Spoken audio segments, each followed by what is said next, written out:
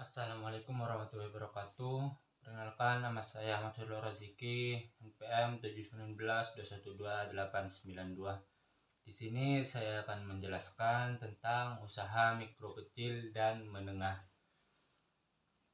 Apa itu UKM? Kegiatan ekonomi rakyat yang berskala kecil dengan bidang usaha yang secara mayoritas merupakan kegiatan usaha kecil dan perlu dilindungi untuk mencegah dari persaingan usaha yang sehat. Undang-Undang Nomor 20 Tahun 2008 pengertian usaha kecil menengah membagi ke dalam dua pengertian, yaitu satu, usaha kecil adalah entitas yang memiliki kriteria sebagai berikut. Satu, kekayaan bersih lebih dari 50 juta rupiah sampai dengan paling banyak 500 juta rupiah, tidak termasuk tanah dan bangunan tempat usaha. Yang kedua, yaitu memiliki hasil penjualan tahunan lebih dari 300 juta rupiah sampai dengan paling banyak 2.500.000.000 juta rupiah. Yang kedua, sementara itu yang disebut dengan usaha mikro kecil menengah adalah entitas usaha yang memiliki kriteria sebagai berikut. Satu, kekayaan bersih lebih dari 500 juta rupiah sampai dengan paling banyak 10 miliar rupiah, tidak termasuk tanah, bangunan, tempat usaha. Yang kedua, memiliki hasil penjualan tahunan lebih dari 2.500.000.000 juta rupiah sampai dengan paling banyak 50 miliar rupiah. Kuantitas tenaga kerja. Usaha kecil merupakan entitas usaha yang memiliki jumlah tenaga kerja 5 sampai dengan 19 orang. Sedangkan usaha menengah merupakan entitas usaha yang memiliki tenaga kerja dari 20 orang sampai dengan 99 orang. Adapun ciri-ciri dari usaha kecil. Satu, jenis barang atau komoditi yang diusahakan umumnya sudah tetap tidak gampang berubah.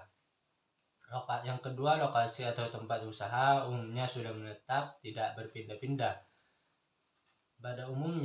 Yang ketiga yaitu pada umumnya sudah melakukan administrasi keuangan walaupun masih sederhana. Keuangan perusahaan sudah mulai dipisahkan dengan keuangan keluarga, membuat neraca usaha. Yang ketiga yaitu ciri-cirinya sudah memiliki izin usaha dan persyaratan legalitas lainnya termasuk NPWP. Sumber daya manusia pengusaha memiliki pengalaman dalam berwirausaha. Yang keenam yaitu sebagai usaha akses ke perbankan dalam hal keperluan modal. Yang terakhir dari ciri-ciri tersebut yaitu sebagian besar belum dapat membuat manajemen usaha dengan baik seperti business planning. Contohnya peternakan ayam, itik, dan perikanan. Adapun ciri-ciri dari usaha menengah. Satu, pada umumnya telah memiliki manajemen dan organisasi yang lebih baik, lebih teratur, bahkan lebih modern, dengan pembagian tugas yang jelas, antara lain yaitu bagian keuangan, bagian pemasaran, dan bagian produksi. Ciri-ciri yang kedua yaitu telah melakukan manajemen keuangan dengan menerapkan sistem akuntansi dengan teratur, sehingga kemudahan untuk auditing dan penilaian atau pemeriksaan termasuk oleh perbankan. Adapun ciri-ciri yang ketiga yaitu telah melakukan aturan atau pengelolaan dan organisasi pemburuhan, telah ada jam sostek, pemeliharaan kesehatan, dan lain-lain. Adapun ciri-ciri yang ketiga telah melakukan aturan atau pengelolaan dan organisasi pemburuhan, telah ada jam sostek, pemeliharaan kesehatan, dan lain-lain. Ciri-ciri yang keempat yaitu sudah memiliki segala persyaratan legalitas, antara lain izin tetangga, izin usaha, izin tempat, NPWP, upaya pengelolaan lingkungan, dan lain-lain. Yang kelima yaitu sudah memiliki akses kepada sumber-sumber pendanaan perbankan. Yang terakhir yaitu pada umumnya telah memiliki sumber daya manusia yang terlatih dan terdidik. Contoh-contoh dari usaha menengah yaitu usaha pertanian, peternakan, perkebunan, kehutanan berskala menengah. Adapun kinerja UMKM di Indonesia. Satu, sektor UMKM sebagai penyedia lapangan kerja bagi jutaan orang yang tidak tertampung di sektor formal. Yang kedua, sektor UKM memiliki kontribusi terhadap pembentukan produk domestik bruto atau yang biasa disebut dengan PDB. Yang ketiga yaitu sektor UKM sebagai sumber penghasil devisa. Negara melalui ekspor berbagai jenis produk yang dihasilkan sektor ini. Kinerja UKM di Indonesia dapat ditinjau dari beberapa aspek, yaitu nilai tambah, unit usaha, tenaga kerja, dan produktivitas nilai ekspor. Kontribusi UKM terhadap kesempatan kerja dan PDB.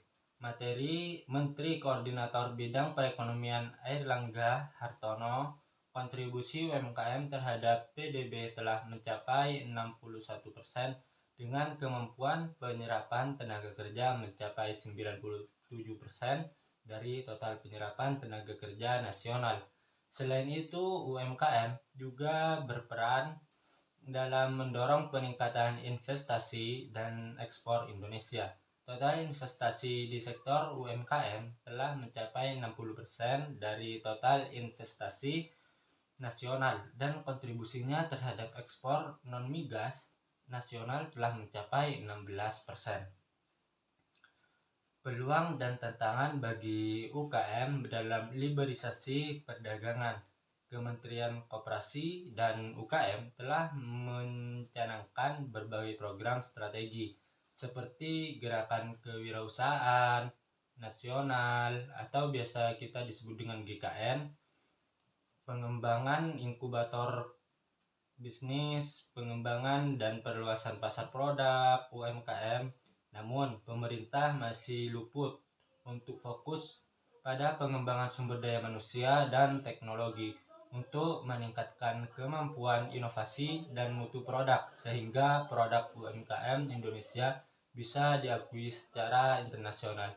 Itu saja yang dapat saya sampaikan. Apabila teman-teman ada hal yang kurang dimengerti, silakan tinggalkan pertanyaan di kolom komentar. Saya akhiri. Wassalamualaikum warahmatullahi wabarakatuh.